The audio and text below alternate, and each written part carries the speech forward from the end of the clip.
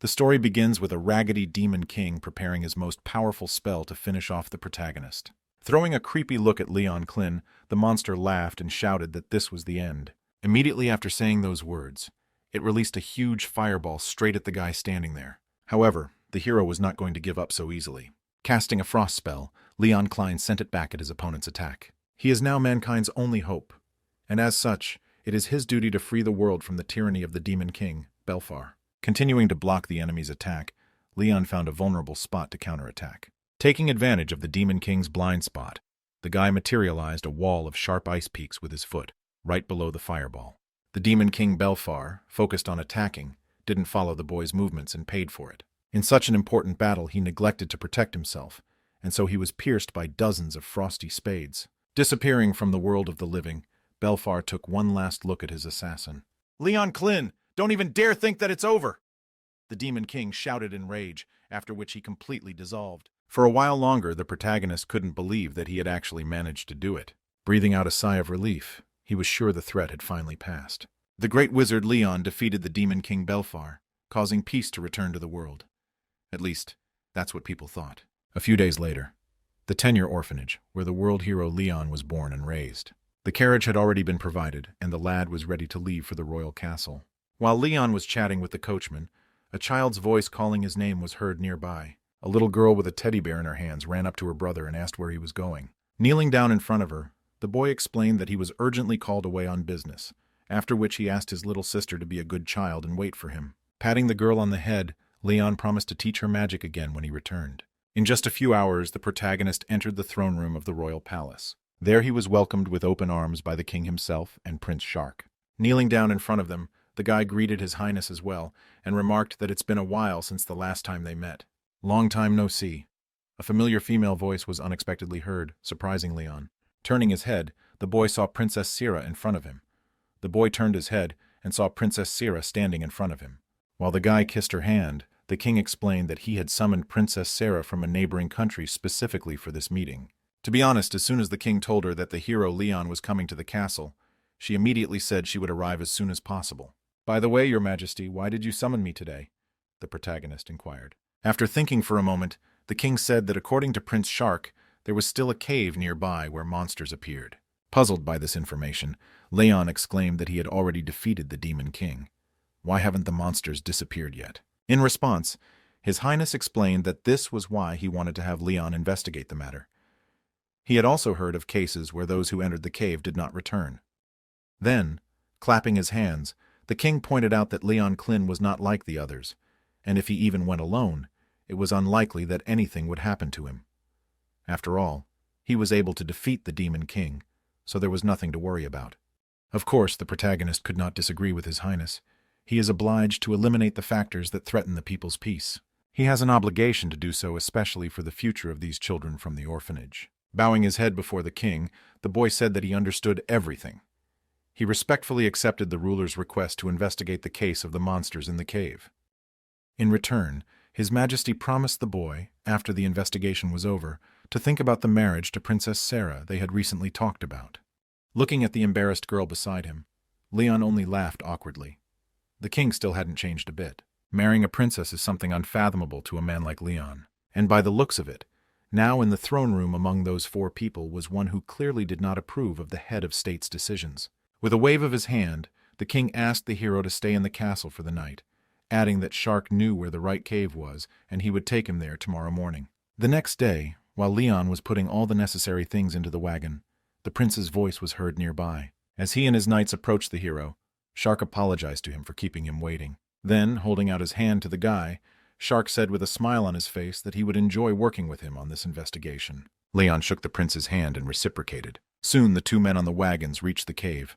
Shark pointed his finger at a rift in the rock and told Sir Leon that the monsters must be inside. Staring tensely into the darkness, the protagonist suggested that his traveling companion proceed with caution. Inside, the cave looked quite unusual. There were huge roots growing everywhere, forming a whole system of tunnels. As Leon looked around, he felt something strange. Is the aura emanating from this place the reason why people who enter this cave disappear? Tensely looking at the roots, the boy wanted to ask Prince Shark to be careful. Suddenly, the man who approached him from behind sneakily pierced the boy's chest through and through with his sword. The wound was not critical, But for some reason Leon fell to his knees, unable to move.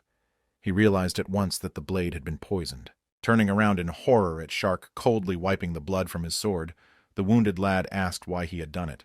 With a scornful glance at the boy, the prince explained that this was the place of his execution. Leon had gotten in his way by being too close to Queen Sarah, when Shark himself should have been in his place. Now the prince plans to make the hero disappear and stage it as an accident. Enraged, Leon shouted that this was nonsense and he wasn't interested in political power. He was just doing the best he could for those children. Such a response only elicited a laugh from the prince. Covering his face with his hand, Shark laughed so loudly that his voice echoed throughout the cave. Those children who were so important to you are no longer here. The prince spoke ominously, throwing something in the hero's face. That's when Leon saw in front of him the torn-off piece of a teddy bear's head that his little sister was holding. While the guy couldn't figure out what was going on, Shark explained that last night he had burned down the orphanage with everyone in it. Stepping on the severed head of the teddy bear, the prince added that it would only add to the problems if anyone were to worry about their hero going missing. The prince looked at his victim with a merciless smile on his face and remarked that they could now happily go to heaven together. That's a good thing, isn't it? When the realization of what had happened came to him, rage and fear mingled in Leon Klin's eyes. But no sooner had the boy cried out than the prince who had come close to him kicked him in the chest. Still reeling from the paralyzing poison, the boy flew helplessly down into the abyss. "Thank you for your hard work, Mr. Hero of Justice," Shark said with a mocking grin, glaring at him. Falling into the endless abyss, the enraged Leon couldn't utter a single word. In the end, all he had to do was accept his imminent death. Very soon the lad reached the very bottom of the cave, after which there was a sepulchral silence. No one knows how much time has passed since he fell. But suddenly a drop falling on the boy's face woke him up. Abruptly opening his eyes, Leon saw that he was still in that cave. Sitting in the water, the protagonist moved his arm and made sure he survived for some reason. At the same moment, memories of how meanly he had been given to him by Prince Shark came flooding into his head. After realizing that all the words this scumbag had said were indeed true, Leon slammed his fists on the ground in despair and screamed that he would never forgive this bastard. Climbing out of the lake, the guy decided that first he had to find a way to get out of here. The place turned out to be pretty huge, and so the boy had no idea where he should even go. His musings were interrupted by a mysterious violet light that suddenly appeared in front of him. Right in front of the hero appeared surrounded by an ominous aura monster, resembling the skeleton of a huge dog. Although it was obviously a monster, it was unlike any Leon had had to fight before. As luck would have it, by scanning a fireball directly into his opponent, the guy finished him off very quickly. Trying to figure out what this beast was in the first place, the boy walked over to the charred bones. At the same moment, a strange system window appeared in front of his face, reporting to him that the secret infinite passage strategy quest had been passed by 1/1,000,000th. Frowning in bewilderment, Leon tried to press the mysterious thing in front of him. He was prevented from doing so by a monster that suddenly appeared behind him, just like the last time. Not wanting to be too distracted by this weakling, the protagonist literally incinerated him with a single fireball. When he shifted his gaze back to the system window, he noticed that the one above the fraction had changed to a 2. It made the guy realize that the number increases as he defeats monsters. Whatever it was, right now it was more important for the boy to find a way out of here first. Walking leisurely through the cave, Leon came across a similar water source that he had fallen into. Only unlike his lake, this one held many skeletons in adventurer armor. Most likely these are the very people who the king said disappeared after entering this cave. After getting down on one knee in front of the dead, the pissed-off protagonist realized that he couldn't afford to just die here. Since that day, Leon Klin has been through many explorations and battles many times. It's been a whole year and he still hasn't found his way out of this place. There was only one thing keeping the guy from going crazy during all these battles. That thing must have been the spirit of revenge he harbored against Shark. Much more time had passed since then, and for every milestone he passed for destroying monsters, he learned a new magic. For 100,000 targets destroyed, Leon received the attribute of dark magic. At first he didn't want to use this ability, as he had never heard of it, and therefore didn't know its consequences. But then the boy realized that this was the power he needed to get revenge on Shark. Finally, 10 years have passed since he entered this cave. Leon Klein took all the possible rewards for destroying monsters, and finally completed the secret quest. In those 10 years, he had finished off 1,000,000 enemies and managed to stay alive. After completing the quest, the protagonist began to dream of an unknown but rather pleasant voice. He asked the boy to defeat someone. As soon as the voice made such a demand, sunlight suddenly appeared in front of Leon. Covering his face with his hand, the lad saw a huge, boiled-away golden gate. He had no choice but to walk through those doors and find out what fate had prepared for him next. Will he be able to return to the surface? And if so, what happened in the world while he was gone? Thinking about all of this, a waking Leon felt himself lying face down in the water. Opening his eyes, the boy stood up a little. The next instant, in the reflection of the water, he saw the face of a man unknown to him in front of him. The bewildered boy rose abruptly to his feet and turned around to try and figure out where he was even. What he saw was beyond explanation. The buildings around him didn't resemble anything that could exist in his world. Where the hell did I end up? Was all that was on Leon's mind at the moment. While the boy was trying to figure out where he could have been thrown, a voice came from nearby, surprised that he was still conscious. Walking up to the boy and addressing him by the name Kurobane, the dude with the red hair remarked that he was pretty good as a punching bag. Leon looked at the strangers in confusion and wondered if they were addressing him.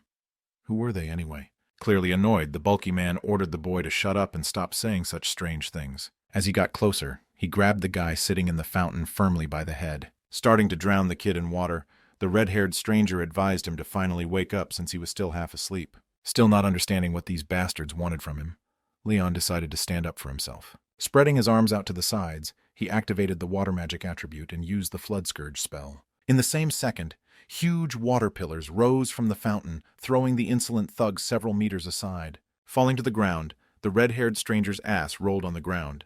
The thug looked up and saw Kurobane standing confidently, who just a short time ago they had no trouble writhing in a mob. So what had just happened? Did he really just do that? While his cronies were asking him if he was okay, Makabe-san, lying on the ground, looked into his errand boy's eyes and couldn't believe that it was really his doing. Tisking unhappily, the thug decided not to mess with this dude and told his fellows it was time for them to get the hell out. Leon could only stare in bewilderment at the fleeing strangers, trying to figure out what the hell had just happened. "You unleashed so much power despite your magic being suppressed?" a mysterious voice asked wistfully, as if coming from the protagonist's head. As he flew closer to the boy, the violet firelight picked up on the fact that he couldn't expect anything else from Leon-sama. Realizing that the guy would have quite a few questions for him, the flame flew up sharply and suggested we talk somewhere else. Trying to get the strange flying thing to stop, Leon continued to follow it. Finally pausing, the firelight picked up on the fact that now that they had come all the way here, everything should be fine. After these words, the flying object lit up with such a bright light that the protagonist had to cover his face with his hands. When the light diminished a bit, the guy removed his hands and saw a small blue-haired lowly girl dressed as a sorceress. Suddenly rushing into the boy's arms, the overjoyed girl exclaimed that she was honored to meet Leon-sama. Quickly grabbing the lowly by the shoulders, the protagonist unhooked her from herself and asked her who she was, and then asked if she knew, to tell him what was going on here. The girl apologized and introduced herself as Luna, a messenger of the goddess. The puzzled boy decided to clarify which envoy he was talking about. Luna, in turn, explained that she had simply simplified her job title. More specifically, she's a conduit for the dead. The messenger of the goddess explained that Leon had actually died when he was pushed into the cliff in that cave. He was now in a different world from the one he had originally been in. He had possessed the body of a boy from that world through the power of the goddess. After learning so much new information, it took Leon a while to accept what had happened and calm down. Luna tried to apologize to the boy for dumping it all on him so immediately, agreeing that it was impossible not to be confused in such a situation. The boy in turn only grinned and said he was fine. He had it all sorted out in his head. Looking at the goddess's messenger, the protagonist wondered why her mentor had brought him to this world.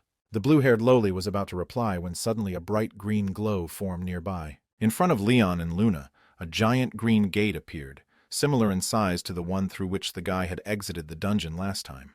As she held out her hand to the boy, the messenger of the goddess noticed that the door had appeared just in time.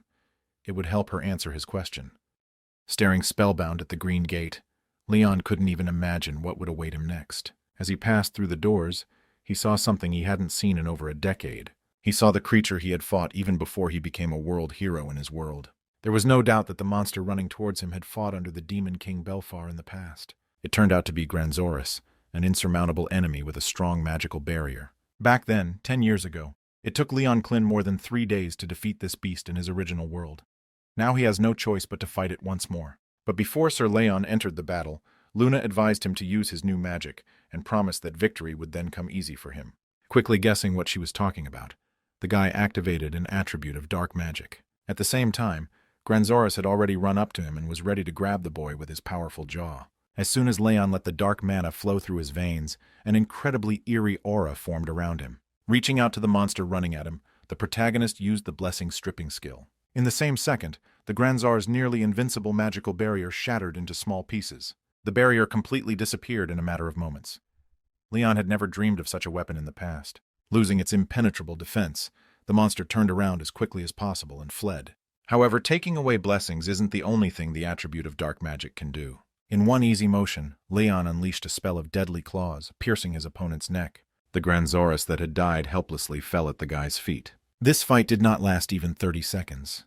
The creature, which was barely less powerful than the Demon King, lost very quickly. With a joyful exclamation, Luna congratulated Leon-sama on her victory. Shocked, looking at his hand shrouded in dark energy, the protagonist couldn't believe that he possessed such overwhelming power. While the messenger of the goddess was celebrating the victory of her idol, Leon just stood there for a while looking at the corpse of the Granzaurus. Soon the guy spotted a gleeful lowly girl and decided to ask her something. "Why the hell didn't you tell me about this power right away?" muttered the boy, looking at the goddess's messenger with disdain. Luna, for her part, apologized and remarked that it was easier to see in practice how much of a difference it was from the power he'd used before. Sighing heavily, Leon said that he understood the situation. If he was moved here, it means that the Demon King Belfar will come to this world as well. Praising the boy's ingenuity, Luna explained that the gate the two of them had recently passed through had been formed due to the Demon King's effect. If the guy decides to leave, however, the world he is in now may find himself destroyed by these monsters. Saying that he understood that, the protagonist implied that in that case it was no surprise that the goddess had appointed a guide for him and brought him to this world. Still, Leon wondered if it was because of Belfar that he had been called here. Looking up, the boy saw a flag with a rather familiar emblem developing nearby. It was an emblem he had seen in his original world. A tattoo with the exact same design was on the back of Shark's palm. Couldn't that mean that this scum had moved to this world as well? At the thought of it, Leon was gripped by an uncontrollable anger. Luna really wanted to comfort the guy, but suddenly she saw something that interfered with her future plans. After apologizing to Leon-sama, the goddess messenger quickly disappeared so as not to accidentally cause trouble for him. "Please excuse me." The voice of an unfamiliar woman approached the boy from behind.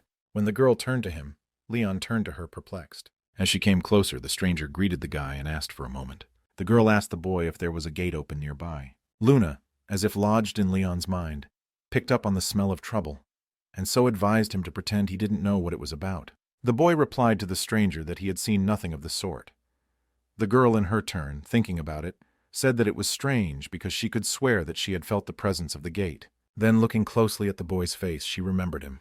The lady inquired if he was the same student who had previously been associated with those delinquents. Leon tried to reply something, but the stranger only bowed and apologized for it. She tried to stop them, but she noticed too late, and so she couldn't do anything to help. Smiling, the boy said that it wasn't really something she should apologize for. Leon doesn't know who this girl is, but she immediately struck him as honest and pretty straightforward. Once again, making sure this guy didn't see any gates here, the girl said goodbye to him and told him she had to get back to her dorm. After waiting for the stranger to leave, Luna reappeared and remarked that this lady was incredible as she could smell the presence of the gate. Moreover, Leon-sama had now discovered this girl's plot flag, and their fates would undoubtedly cross again soon.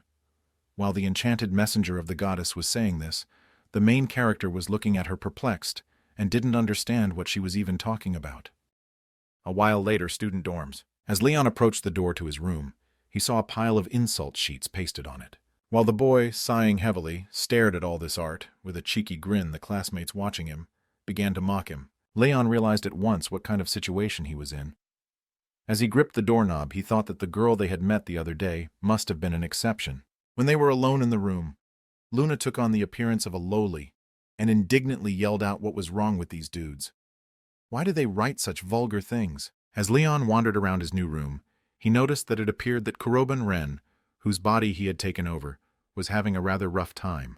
Taking a seat on the bed, the boy added as he had another question. What the hell is wrong with school in this world? Why is her crest exactly the same as the symbol on one of Shark's palms? Had the prince also traveled to this world with the Demon King? Unfortunately, Luna could not answer these questions. In fact, she doesn't know much about this world. She just pops into this world occasionally to guide Leon-sama. She hasn't seen the prince here yet. Thanking the messenger of the goddess, the guy said that he really wanted to get to the bottom of all this. But for now, he would first have to find out how the academy worked. Even if he had to put Shark's case on hold for a while, he'd never forget what he'd done. Soon the next day came. First of all, Leon decided to change his image a bit by getting a new hairstyle. Watching the boy, Luna continued to encourage him. She really liked his new look, which made him look pretty cool. As he put on his jacket, Leon took note that for now, he should move like the original, just like Kurobane Ren. He should also remember to copy his manner of speech. Taking his bag, the boy left the dormitory and headed for the academy. Today, he must do his best to learn more about this world. There are only a few things Leon knows about this world. A few years ago, mysterious spaces called gates began to appear in the world. And at the same time, there were people who could use magic. Many dangerous monsters appeared from the gate. The people who kill these monsters extract valuable resources from within. The number of seekers, people seeking such work, is only growing every day. It is said that it is the sacred Imperial Academy that trains such seekers. While pondering all of this, Leon Klin heard sounds outside that interested him. The boy looked out the window and saw the student council president of this academy, Izumiya Mikoto, there. Just by looking at the way she uses spells, you can tell that she's pretty good at magic. When the bell rang for recess, Leon left the classroom and wanted to head to the library to get more information. However, blocking his path was a red-haired man he already knew. Staring at his errand boy with a smile, Makabe reminded him that it was time for small errands. The thug grabbed Kurobon-kun by the shoulder and said that he really wanted to eat some bread today. Looking nonchalantly into Makabe's face, Leon suggested that in that case, he should go to the dining hall and get something to eat. The thug clearly hadn't expected such a boorish response, and so it made him very angry. Calling the boy a bastard, Makabe shouted why all of a sudden he was acting so arrogant since yesterday. Continuing to hold the errand boy firmly by the shoulder, the bulky man took his right hand aside and began to prepare a spell, promising to give him a snack right away. Izumiya Mikoto, who had noticed the altercation, tried to stop the bullies, reminding them that the use of magic was forbidden on school grounds. However, that didn't stop Makabe, and he was ready to finish off the insolent kid with a stone hammer. "Good griff," Leon muttered, looking at the bulky man with shame. In the next instant, he activated the dark magic attribute. Initiating a crack in space, the guy began to absorb the enemy's magic without a trace. This dark energy spell is named Grim Devourer. The stone hammer that Makabe had created had completely gone into oblivion in the blink of an eye. Closing the spatial crack with a wave of his hand, Leon finally neutralized the bully's attack. Gromila and the student council president stood staring shocked at the boy for a while longer. After apologizing to his classmates, Leon said he had to go. Still not believing her eyes, Izumiya continued to stand still and stare at the guy. After school, Leon received a letter from Makabe. The bully, seemingly seeking revenge, had summoned the boy to the practice field after school. Also noticing the letter, Luna asked the guy why he wouldn't just ignore it. Leon, on the other hand, was adamant. He wanted to answer this challenge. After all, it would do him good to reduce the number of obstacles in his way. Changing her opinion very quickly, Luna, too, lit up with the idea of beating the crap out of this insolent man. But, with an extra deft glance at her, Leon went to the door and asked her to remain hidden. Late afternoon, outdoor training ground. In fact, Makabe hadn't expected that scum of Kurobane Ren to actually come here. The first question the thug asked the guy was about what the hell happened this afternoon. Without a clear answer from the boy, the bully offered Kurobane a one-on-one fight. Makabe thought the little shit should be taught a lesson if he was going to behave like that. After agreeing to accept the fight, Leon added a condition that if he won, the bulky man would never bother him again. Suddenly grabbing his face, Makabe yelled that he didn't understand what had happened to this kid. Until yesterday, he would have started shaking like hell if the bully had pushed him a little. Telling the bulky man to stop jabbering, Leon motioned for him to start already. Scowling angrily, Makabe agreed to start and immediately ordered his cronies to get the jerk. The two bullies, preparing attack spells, pounced on the boy from both sides. They had already run up almost close, but Kurobane kept standing there doing nothing. Laughing evilly, Makabe shouted that he was lying when he said the fight would be one-on-one. "Well, I knew you would," Leon spoke calmly. After saying that, he spread his arms to either side and held out his fingers in the direction of the approaching opponents. In the next moment, he activated the dark magic attribute spell, the Mirror of Negation. The attack magic that had been summoned to harm the boy reflected straight back at the bullies who had created it. With literally a couple swings of their hands, the two were completely incapacitated. All Makabe had to do in this situation was to stand there with his mouth hanging open and await his fate. Apologizing to the bulky man, Leon said he would never allow himself to succumb to a sneak attack again. And more importantly, he has no plans to forgive anyone who tries to do so. After explaining all of this to his dim-witted opponent, Leon began to concentrate the dark energy in his hand and slowly walked towards him. A stunned Makabe still couldn't understand what was going on. Magic can be divided into 4 categories: wind, water, fire, and earth. What kind of magic is this guy using then? Shuddering with fear, The bulky man decided to ask Kurobane how someone as useless as him could use such magic. Useless, huh? Those gruesome words coming from his errand boy's mouth shackled Maccabi. The angry Leon, looking mercilessly at the bully, muttered that he couldn't believe that this dude even dared to look down at someone in a situation like this. Finally desperate, Maccabi stretched out his arm and tried to launch a fireball at the distraught boy. However, he didn't even notice Kurobane Ren walking up to him. His movements were simply not visible to the human eye. Once next to his opponent, Leon placed his hand on his neck and affected his body with dark magic. Losing consciousness, Maccabi didn't want to accept what had just happened. How could he lose to someone like that little shit? Soon the bulky man was finally knocked out, and Leon was finally able to quiet his creepy energy. Showing herself in front of the boy, Luna had noticed that the ability to rob another by depriving them of their mana with an attribute of dark magic was a pretty useful thing. Agreeing with her, Leon mused that, having felt something like that, this dude was unlikely to ever bother him again. In any case, he was glad it was over without any repercussions. As soon as the guy said this, there was a loud rumbling sound coming from wherever you were. Then a siren howled, alerting all the students of the academy to evacuate. Sitting at the microphone, the head of the student council announced that a gate had appeared near the academy's training area.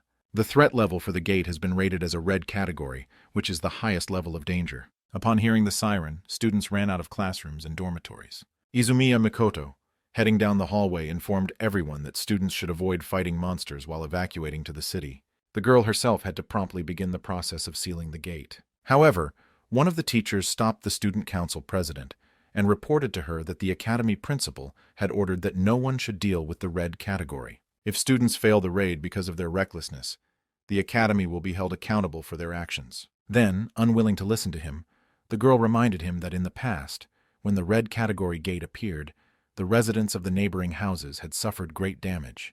The reason why students attend this academy is to learn how to deal with these situations. That's why Izumiya can't do anything other than sealing this gate himself. Immediately with the appearance of the gate, monsters began to come out. Those who were in the vicinity at the time were the most unlucky. One of the students, realizing that he did not have enough stamina and speed to escape from the wolves, stopped and tried to fight off his opponents with a stone arrow. Unfortunately for him, the red danger level monsters were too strong to take any damage from such attacks. If no one was around, this guy would have been the first victim of the creatures that broke out. He was very lucky that Izumiya Mikoto didn't chicken out and went straight to help.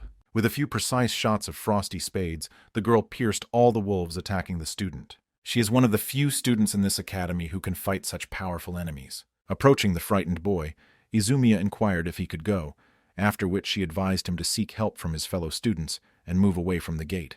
There are still students around that need to be evacuated. Also, the area is fairly close to the city. In that case, Izumiya is left with no other choice. To avoid unnecessary sacrifices, the girl will have to defeat the master of this gate. How she defeated those monsters and entered the gate was seen by Leon and his guide. Looking wistfully after her, the protagonist asked Luna what they needed to do to close this gate. Obviously, the answer to this question was to defeat the monster controlling this gate. It's commonly referred to as the boss. In that case, Leon suggested that his companion go there right away. However, Luna warned the guy that even though the power of the dark magic attribute was incredibly great, it consumed a lot of mana. Going there could be very dangerous. But the protagonist was not deterred by this. He explained to the messenger of the goddess that his current actions were not motivated by anyone else. Even so, he cannot ignore such a threat. He knows from his past life how devastating the consequences of his inaction in such situations can be. Well, well, Leon-sama is such a nice person, Luna said, looking at the boy with a smile. As they approached the edge of the house, the protagonist suggested we hurry up. After saying that, they, along with the goddess's messenger, jumped down. Meanwhile, Izumiya Mikoto continued her battle with the monsters in the fire caves inside the gate.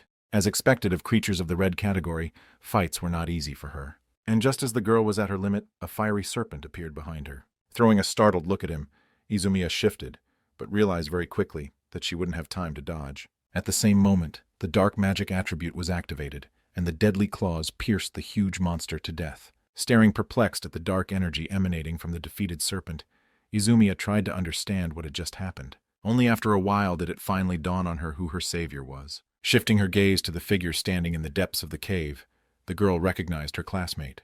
Kurobane Ren, being an ordinary errand boy for a group of bullies, entered the red category gate and saved the head of the student council. Approaching the guy, a discouraged Izumiya asked if her eyes were deceiving her. As the boy jumped over the dead man's tail, the girl thanked him for saving her in such a dangerous situation. Kurobane in turn also said he was very glad she wasn't hurt. Taking advantage of the moment, Izumiya decided to ask the boy what kind of magic he had just used. Who the hell was he really? Turning away, the boy reminded the student council president that they had more important things to do right now. They should prioritize closing the gate. That's what she came here for, isn't it? Agreeing with her classmate, Izumiya said they should get moving. Walking along with the boy, the girl took another look at the defeated serpent. She had heard of a student named Kurobane Ren before. Even during the training battle at the academy, he was in last place. This was certainly a fair grade for the student. But in that case, why would he be able to use such powerful magic now? Deciding not to let it go to her head right now, Izumiya ran with the boy further down the dungeon inside the gate. Soon the two of them were surrounded by monsters on all sides. Without stopping, the head of the student council used the water prison spell. After catching all the monsters in a huge hydrogen, the girl began to drag them to one point. The opponents were bogged down in a water prison with no way to breathe, and the students ran on.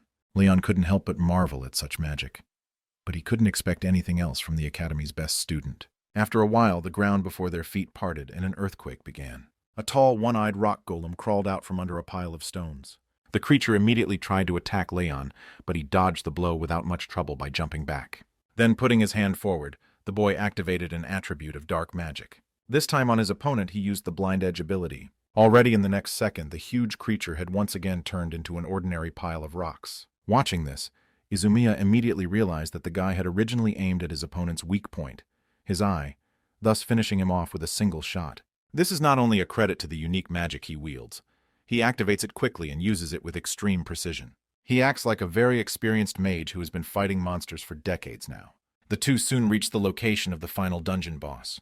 Preparing for a fierce battle, Kurobane asked his partner if she was ready. Hearing an affirmative answer, the boy and Izumiya crossed the boundary of the gate owner's chambers. Their current opponent turned out to be none other than a lava dragon. Even textbooks categorize this creature as an extremely dangerous monster. Only when she saw the majestic creature standing before her did Izumiya fall into a stupor. After bringing his partner to her senses, Kurobane asked her to be careful, and explained that the lava dragon would constantly attack them with both fire and its tail, using it for range. No sooner had the two discussed the plan between them than the enemy had already begun to prepare the first attack. With its mouth wide open, the monster unleashed a powerful stream of plasma at the uninvited guests, melting everything in its path. Izumiya managed to dodge the enemy's first attack, but she didn't react immediately to the tail strike that her classmate had warned her about. By some miracle, she still managed to dodge again without getting hurt. Everything is happening exactly as Kurobane-kun told her. Taking a good position, the girl cast an ice spear and aimed it straight at the lava dragon's face. However, as it turned out, ice was not an effective weapon against this boss's magic. Normally, this attack would be extremely effective against the fire attribute, but the lava dragon's heat is so great that it completely neutralizes the ice advantage. All the while, Izumiya Makoto worked as the perfect decoy, drawing the boss's attention away from her to let her classmate get close. Standing in front of the monster's face, Kurobane used deadly claws on it. Realizing that he wouldn't be able to pull against such powerful magic, the dragon suddenly flapped its wings. At a tremendous speed, soaring through the air, the monster began trying to fly as far away from this dangerous man as possible. In fact, Leon had no idea that this dragon still had the ability to fly. While the guy was wondering what they should do next, Izumiya ran up to him and asked if they were going to let him go just like that. Turning to Izumiya-san, Kurobane asked if she could use magic other than the water attribute. After receiving an affirmative answer, the boy asked the girl to try to slow the dragon down at least for a moment with wind magic. Not one to cross the guy, the student body president said she trusts him now more than anyone else. After saying those words, she activated the wind magic attribute. Putting her hands forward, Izumiya channeled a powerful stream of mana after the monster flying away. The air blast spell formed powerful wind currents around the flying creature, disrupting its rate of flight. The lava dragon, trying to shift, roared in despair. When the time came, the messenger of the goddess warned Leon-sama that the enemy had stopped moving. Taking a step forward, the guy activated an attribute of dark magic. Casting an abyss ruler spell, the boy began to envelop the lava dragon's body with hundreds of sinister butterflies. Waiting for the right moment, Leon snapped his fingers. The butterflies that clung to the monster from all sides suddenly began to glow brightly. Still trying to break free from the shackles of the wind currents, the blinded dragon roared even louder. The next second, there was a deafening explosion. Watching this incredible sight, Izumiya covered her eyes with her hands from the blinding light. When all the smoke from the explosion cleared, a picture of a defeated lava dragon appeared before the eyes of the two students. As usual, the jubilant Luna immediately began praising her beloved Leon-sama, remarking that she didn't expect anything else from him. "You did it," Izumiya Mikoto said, walking up to the boy. Fixing her hair, the girl said with a smile that she had a lot of questions for him, but now she had to say that it had been an amazing battle. Punching his partner's knuckle, Kurobane agreed with her, and remarked that it was only possible because of her. A while later, the gate disappeared, and the two students who defeated the boss were back in their world. Looking around, Leon said that they had accomplished their task, then remarked that the damage to the surrounding area seemed to be under control as well. The voice of the man who had called out to President Izumiya interrupted the boy's musings. A man in a suit standing outside his car asked the student body president to explain what her blatant disregard for his orders meant. That person turned out to be the director of the Sacred Imperial Academy, Shido Atsushi. The irritated man asked Chairman Izumiya how she could explain the fact that she ignored his order. This was the first time Leon Klin had seen the principal of this academy. Mr. Shido Atsushi founded the Holy Imperial Academy, gathering young mages under his aegis. He made a fortune out of it. If he's the headmaster of the academy, there's a good chance he could be connected to Shark. It's too early to draw such conclusions now, though. Izumiya tried to justify herself to the headmaster, saying that even students can't just turn a blind eye to danger. However, Shido-san shut her up and replied that a sense of justice is not a universal excuse. Her personal failure could easily tarnish the name of the Imperial Academy. This attitude toward the student council president made Kuroben Ren angry. He asked the principal if he shouldn't have chosen more appropriate words when it came to the students' determination and courage. Shido in turn asked the boy who he was. "No outsiders are allowed in here." Then Chairman Izumiya explained that this guy is not an outsider. He was the only reason they were able to close the Red Gate. Such news made the principal incredibly laugh. He couldn't believe that the president was sticking up for a poor fellow who was ranked lowest in the academy. Heading for the car, he said he wasn't going to listen to any more of this nonsense. But Izumiya tried to stop him and prove him wrong. Turning around on her, Shido-san suggested that she take care of the aftermath instead of making such jokes with him. After these words, he got into the car and drove away. This man has piqued Leon Klein's interest. It is now his duty to find out if he is somehow connected to Shark. In the evening of the same day, the boy returned to the dormitory with Luna. The messenger of the goddess irritatedly remarked that this moron principal was unbearable. Everyone in the academy seemed to treat Kurobane Ren the same way he did. While Luna was pondering this, she saw Leon looking at some notebook. It turned out that he had found the diary of that very student, Kurobane Ren. Leon got into this student's body when he lost consciousness. From the entries in the diary, it could be seen that that boy was in serious nervous exhaustion. Next, Leon read aloud a few quotes from the diary. "No more strength anymore. I began to aspire to become a raider, hoping to earn money for my sister's treatment. But I don't seem to have any magical abilities at all. Everyone despises me. They harass me and abuse me. Every day is like hell." The last words written in this diary gave Leon a taste of all the heartache of his predecessor. "I'm so sick of everything, I can't stand it." After reading that sentence, the boy closed the journal. Standing up from the table, he walked over to the window and looked out at the moon. Today he made a promise to himself that he would let him prove everyone wrong. That same night in the principal's office at the academy, sitting in his chair and smoking a cigar, Shido Atsushi was studying some documents. The case of student Kuroben Ren once again confirmed what a loser he is. The director was annoyed that such a scumbag would contradict him. He probably didn't realize that he would soon be expelled from this academy. Meanwhile, while taking a shower, Izumiya pondered everything that had happened today. She couldn't understand how someone with such amazing skills could be given the lowest rating.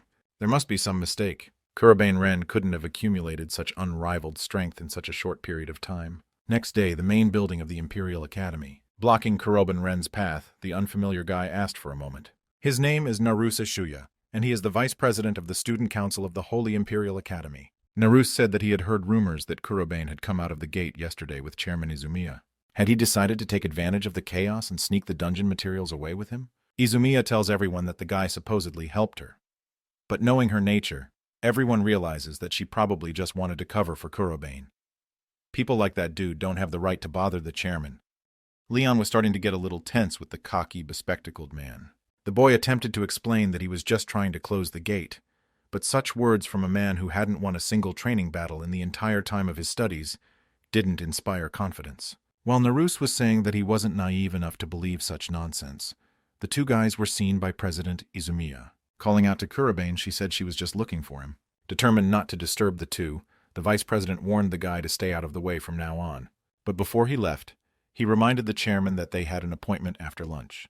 Looking after him, Izumiya asked a boy standing nearby if Naruse had said anything to him. Kurobane Ren in turn told her not to worry and asked her why she was looking for him. As it turned out, the principal asked her to bring Kurobane to him. When the two of them entered the principal's office, Mr. Shido, without looking at them, immediately ordered the worst student to leave the academy. Izumiya was about to start to get indignant, but Shido abruptly turned around and interrupted her by saying that the reason for this was simple. Throwing some sort of sheet at the boy, he began his monologue. Magic practice is the lowest grade. Not a single victory in training battles since enrollment. A student without the gift of magic has no future. This decision is more of an act of mercy. Upon hearing the principal's complaints, Kurobane Ren bent down and picked up the sheet of his case file. In order to stay in this institution, the boy suggested to Shido-san to simply prove his strength. There should be a series of training fights this month. Knowing this, Kurobane offered the director a deal. If he wins all the fights, his exclusion order will be lifted. Shido-san was indignant at first, but then after looking at the sheet lying on his desk, he suddenly calmed down. In one of the fights on the 31st of the 31st, Kurobane Ren would have to fight Narusa Shuya. As a result, it was only out of compassion that the principal accepted the reckless offer of the worst student. He was fully confident that this scum couldn't beat the vice president. With this treaty, however, Leon Klin will be able to take the first step towards clearing Kurobane Ren's name and the subsequent search for the bastard shark. Evening of the same day, student dormitory. When he got home, Leon Klin took out some piece of paper and showed it to Luna. Together they stared thoughtfully at this sheet. When they first left the principal's office, Izumiya tried to talk the guy out of this bet. She explained to him that he had no right to be expelled just because his grades were low. She explained to him that he could not be expelled just because his grades were low. Kurobane Ren's true abilities are unquestionable, but Izumiya reminded him that Vice President Naruse is also powerful. In response, Kurobane only thanked the chairwoman for worrying about him. But if winning all the battles is enough to cancel the order, it's a small price to pay. Besides, the guy had already decided he was going to make them all sorry. After hearing the whole story, Luna said that she still doesn't understand why Leon is so eager to stay in the academy. The boy in turn explained that his motives were simple. To track Shark down, it is better to be in the academy and watch from inside. Either way, Leon is almost certain that Director Shido and Shark are somehow connected. Also, the guy speculated that maybe Shark was the one who had possessed this principle. However, Luna warned that it was unlikely. If someone from another dimension was nearby, she would sense it. The boy agreed with her, noting that the two had very different atmospheres. The boy agreed, noting that the two of them had very different atmospheres. When Leon said that, he noticed that Luna suddenly became saddened. Lowly Girl said she was saddened to realize that it was the will of the goddess that he had to shoulder such a heavy burden. But Leon Klune reassured her, explaining that he was, on the contrary, rather grateful to her. If this is a chance to fight Belfar, a threat to an entire world that the goddess herself granted, then so be it. So her messenger, Luna, doesn't have to worry about him. Mr. Leon's words reassured Luna.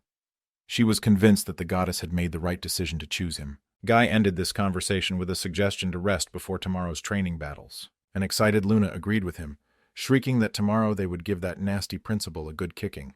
They will wipe that smug smile off his face, drowning him in defeat. Soon the next day came, and it was time to start the training battles. Seeing that his opponent would be the weakest student in the academy, the brown-haired boy laughed in anticipation of a quick battle. The audience cheered him on, shouting at him not to embarrass himself and plunge this sucker face first into the mud. Kurobane Ren didn't bother to answer anything and only sighed heavily. As soon as the signal to fight was given, the brown-haired boy rushed into battle. After advising the worst student to prepare to go to the infirmary, he waved his hand and directed an air magic stream at him. But the very next second, his opponent disappeared right in front of everyone's eyes. Surprised at the power of his spell, the brown-haired guy suggested that he probably just blew the dude the hell away. "I'm here," came an eerie voice behind him. Using earth magic, Kurobane Ren aimed a stone blast directly at the chest of the student who turned around on him. The winner of the first bout was decided in less than a minute. The main underdog of the Imperial Academy defeated a student who was ranked 23rd in the rankings. No one could even get a good look at his movements, and the speed at which he cast the spell was simply unreal. It didn't even come to using darkness magic, but with such an opponent, it wasn't even necessary. Kurobane-san's strength had already begun to attract everyone's attention. All subsequent fights, the worst student continued to crush his opponents with little to no resistance. The winner is Kurobane Ren. This phrase was heard from the referee's mouth just seconds after the start of each fight. The director was furious. He couldn't believe that the damn loser, who had lost absolutely every fight before, was now going on a winning streak. Was it really him who had sealed the red gate back then? As Shido-san wondered about this, there was a knock on the door. Naruse entered the office and asked the director if he had summoned him. Shido then reminded the vice president that his last opponent in the training fights would be a student named Kurobane. The director wants Naruse to fight at full strength. They can't let that upstart go out undefeated.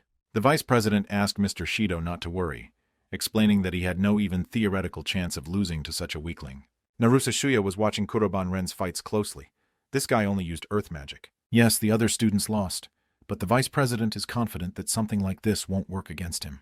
Naruse managed to convince the principal that he had nothing to worry about. After that, he left the office. It seemed to him that Shido-san was being overly vindictive. What's the big deal about this Kurobane guy? Be that as it may, there's not even the slightest possibility of Naruse losing to someone like him. Soon the penultimate fight of student Kuroban Ren was over. The audience couldn't understand what could have happened to this guy during that month. He was victorious in all his fights, handing the boy a bottle of water. The student council president, Izumiya, remarked that everything was going according to plan.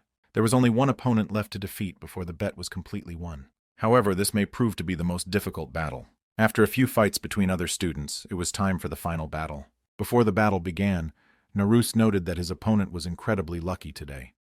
Unfortunately for him, his luck is going to run out on the VP. In response, Kurobane Ren explained that it's not about luck at all. He wins because he has to. And tonight, he doesn't just expect to overpower the vice president. He knows he'll do it. Such impertinent words infuriated Naruse. Getting into a fighting stance, he offered to watch Kurobane talk as he lay face down on the floor. The stands were filled to capacity. Everyone here was excited to see the second in the rankings smash the former worst student into the ground. The signal for battle has been given. Honestly speaking, something kept Naruse uneasy about this guy. How could someone of the lower ranks suddenly awaken? Did he plan to initially hide his abilities and later draw attention to himself by winning consecutive victories? That's completely ridiculous. Now the vice president is going to take that mask off of him. Activating a high-rank wind attribute magic, Naruse drew a lightning arrow on the magic bow he had created. The very next second he released the arrow. In flight, the projectile split into 3 separate arrows and headed towards Kuroban Ren at a tremendous speed. Leon used the earth magic attribute at the same moment. By erecting a high earthen wall, he blocked the enemy's attack. All the arrows crashed into the protective barrier and disappeared. Naruse couldn't believe his eyes. How did this dude manage to block a lightning strike despite the VP using a high-ranked wind magic attribute? He may have an advantage when it comes to attributes, but the difference in strength should have offset that disadvantage. Be that as it may, Naruse had no right to panic right now. According to his observations, this guy should only be able to use earth magic. In that case, the vice president decided to try a different approach. Activating the stone element, he gathered many large cobblestones above his opponent's head. In an instant, he lowered his arm and unleashed a stone shower upon his foe. But to his surprise, Kurobane Ren showed powers that no one had ever seen from him before. Using the wind attribute, he dispersed the vice president's attack with an air blast. The stones hit the ground, leaving Naruse puzzled. He didn't know that this guy knew how to use air magic. At the same time, the stands roared. No one could have expected the former worst student to counter the vice president's spell. He's used 2 different elements already for this fight. Usually very few wizards use more than one attribute in battles. This is because it usually takes a very long time to master an additional attribute, so to be able to use it with such skill is incredible. Today, Izumiya realized how inscrutable Kuroban-kun is. With a disgruntled tiptoe, Naruse said that he was sure his opponent shouldn't use anything but earth magic. Kurobane Ren, in turn, asked the vice president if he was looking down on others too much. Making hasty conclusions is typical of arrogant and careless individuals. The vice president may be skilled in magic, but with such an attitude he still has a long way to go. That part of him is still half-baked. Angered by such arrogant speech, Naruse told his enemy that he was the one who should not get ahead of himself. The only people he truly acknowledges are those who are capable, and in this whole academy, the only one he acknowledges is Chairman Izumiya. He tried to get as close to the chairman as possible. To become someone worthy of standing beside her, he expects to reach the pinnacle of magic. So he won't let some scum think for even a second that they're equals. After explaining this, Naruse prepared another spell to attack. As it turns out, the vice president is a specialist in the magical attribute of water.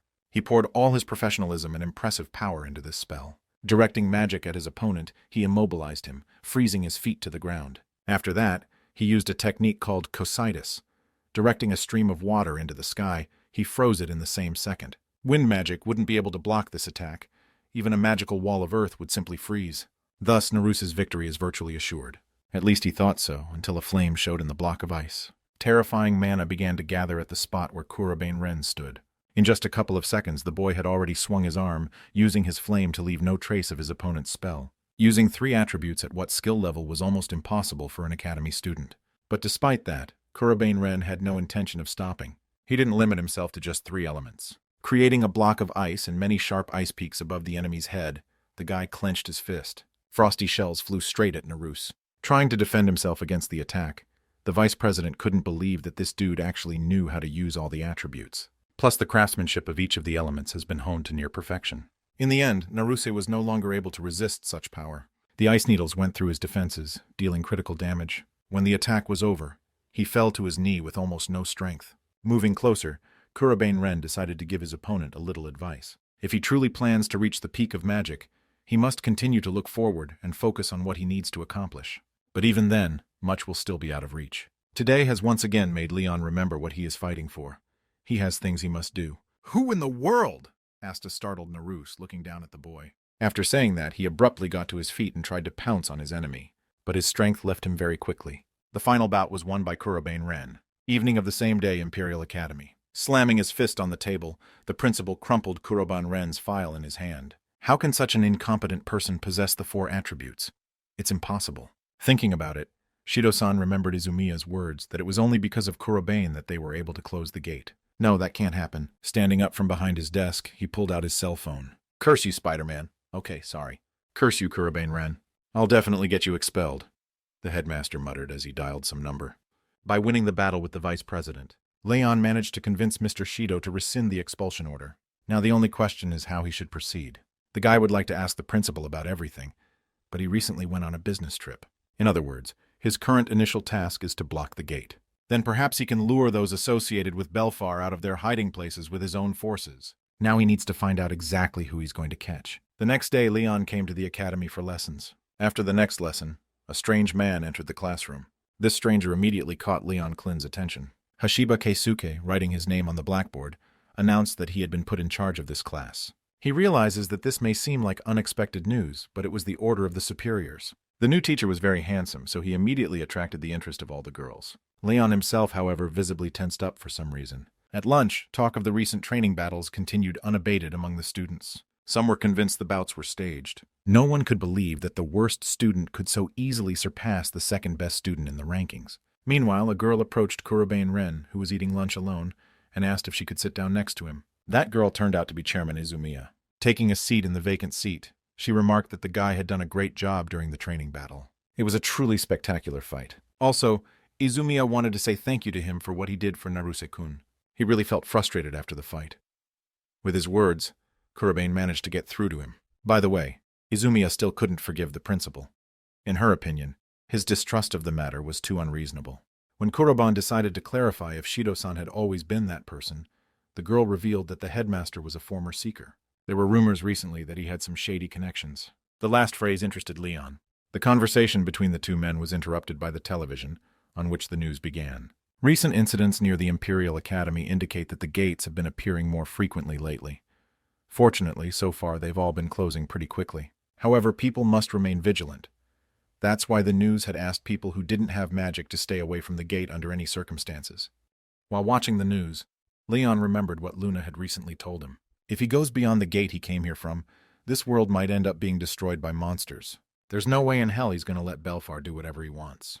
By the way, he was just about to deal with something, so he decided to ask Izumiya-san about it. A short while later, it was already dark outside, and Leon and the messenger of the goddess were standing on an empty city street. Today the guy decided to go on patrol and see if the gate would show up this time too. Recently, he cleared all the gates opened in the area as soon as they appeared. The fact that he's doing all this in secret delights Luna greatly. While the messenger to the goddess was saying this, another gate opened in front of the boy. This time it happened very quickly. Now it's up to Leon to mop up the gate from the green category. Once inside the dungeon, the boy looked around. This time the location he found himself in turned out to be a sea of trees. Since visibility is not good here, Luna asked the gentleman to use caution. Continuing forward, Leon exterminated the monsters one by one. Eventually he reached the deepest area of the dungeon. But to their surprise, there was nothing here. At least that's what Luna thought at first. As she was distracted, a monster appeared behind her and grabbed her by the shoulders. Pulling her away from her companion, the creature was already ready to devour the lowly girl. The messenger of the goddess, in turn, began trying to resist and screaming that she was not something meant to be eaten. Looking at this picture, Leon asked Luna to hold still. Raising his hand, he activated an attribute of dark magic. In the next second, shadow needles dug into the wings of the flying monster. The creature had not yet had time to react to the last attack before another spell suddenly formed under its feet. Using a deadly claw, Leon finished off the enemy, pierced by many sharp barbs of dark magic. The monster fell dead to the ground, releasing the hostage. Overjoyed that Mr. Leon had not abandoned her and protected her, Luna rushed into his embrace. Loli is actually amazed at how fast Leon can reproduce spells. The guy responded by explaining that ambushes were something that often happened in the depths of hell. By now he could instinctively react to them almost instantly. Luna didn't expect anything else from the illustrious hero. After finally clearing the dungeon, the two left the gate and closed it. They were lucky to get it over with before the gate did any damage to the surroundings. While the two were carelessly discussing their adventures, a hail of sharp stones materialized out of nowhere. Reacting to the sudden attack, Leon dodged with a single leap to the side. Raising his head, he tried to find who exactly had launched that spell at him. That's when he saw a mysterious silhouette standing on the roof of one of the high-rise buildings. The masked man was surprised that this guy was able to sense where he was. Looks like he's going to enjoy his hunt to the fullest today. Realizing that his enemy seemed quite skilled, Leon asked Luna to hide as soon as possible. When the lowly girl disappeared, the boy asked the masked killer who he was and why he was hunting him. The assassin had not a single reason to answer that question, but to make up for it, he suggested that the boy instead taste his fireballs. Leon had no choice but to once again dodge the attack. This kind of motion struck the killer, but it's still not enough. He can create fireballs with incredible speed, and so while this kid is in an awkward position, he won't be able to dodge. The attribute of dark magic had been activated. A grim devourer formed in the path of the fireballs. In a matter of moments, Leon Wedge had no problem absorbing all the projectiles flying at him. The killer had never seen magic like this before. Be that as it may, he has no right to let his target get away. But before he could do anything else, deadly claws suddenly formed under his feet. Surprisingly, he still managed to jump aside. However, it was not without consequences. The killer sees that this guy isn't using the same magic he used to. Due to the fact that the information about the target turned out to be false, he decided to leave the scene immediately. Coming out of her hiding place, Luna asked the Lord if he was all right. After answering in the affirmative, Leon just stood there for a while longer, trying to figure out what that had just been. Back in the dormitory, the two of them began to speculate about who that killer might have been. It's too early to tell right now, but at least Leon will now be able to control their movement. It's quite possible that the killer here is also connected to someone in the academy. Next time, Leon would personally catch him and squeeze every last bit of information out of him. The next day, the boy came to class again. There, he couldn't stop giving him a hard time about their new class teacher. When class was over, the teacher, Hashiba Kisuke, approached Kurobane-kun. The man said that rumors had reached him, as if the boy had been able to close the red category gate on his own. Kurobane-ren in turn told him that unfortunately, the academy director didn't believe that such a thing had even happened. However, Hashiba Keisuke suddenly said he believed him. He had also seen Kurobane fight during a training battle the other day. Placing a hand on the boy's shoulder, the teacher added that he would look forward to seeing how he would prove himself in the future. He then walked off into the sunset with a sinister smile, hinting that he's the secondary villain of this tittle. The next day, the assassin's target headed for the gate again. Today, the masked man is going to get revenge on this boy for the wound he inflicted on him yesterday. He let his guard down yesterday, but he's not going to make the same mistake twice. Plus, with that thing in his hand, he definitely won't lose. To the assassin's surprise, after only a few minutes, his target left the gate. How did an ordinary student manage to block the green category gate so quickly? Well, it doesn't matter now. The killer will still win. Taking out a walkie-talkie, he commanded, "Proceed," whereupon a multitude of mages in robes appeared in front of Kurobane-ren. The masked strangers immediately aimed their full power at the target. A powerful explosion of mana erupted in the middle of the street. Looking at it all from the roof of the building, the assassin laughed ominously. Assuming his work here was done, he radioed his subordinates to check the body just in case. The next second, however, panicked screams came from the walkie-talkie. Running back to the edge, the assassin saw the bodies of his subordinates lying on the ground. This can't be. How could a human being survive such a massive explosion? Well, either way, this guy doesn't know where the killer is hiding, and so the masked man decided he should calm down. "Yo," Kurobane-ren's voice came from behind him. When the killer asked in fear how he found him, the angry guy explained that he had a partner. When they came out of the gate, the boy asked her to look around for anything suspicious. After a little explanation, Kurobane activated the air element. With a deft sweep of his hand, he blew the mask off the stranger's face.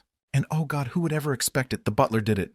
Okay, sorry twice. In short, the protagonist had long ago guessed that Hashiba was the killer. When the man asked the boy how he knew this, Kurobane said that he noticed that during yesterday's and today's lessons, the teacher used different hands to hold the chalk.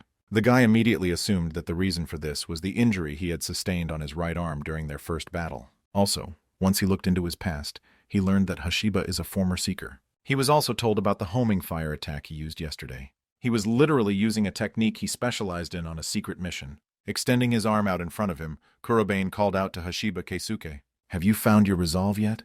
the boy asked, looking sternly at the murderous teacher.